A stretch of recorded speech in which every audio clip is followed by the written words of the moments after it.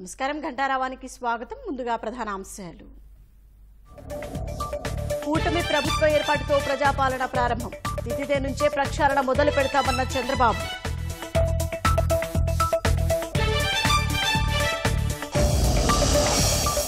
సాయంత్రం సచివాలయంలో చంద్రబాబు బాధ్యతల స్వీకారం. మెగా డిఎస్సి సహా 5 ఎన్నికల హామీల అమలుపై సంతకాలు.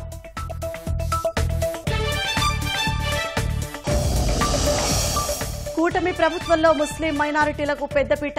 ఇచ్చిన ప్రతి హామీని నెరవేరుస్తామన్న మంత్రి ఫరూక్.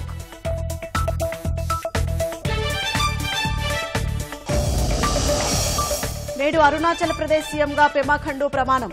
హాజరు కానున్న అమిత్ షా, నడ్డా, పలువురు సీఎం.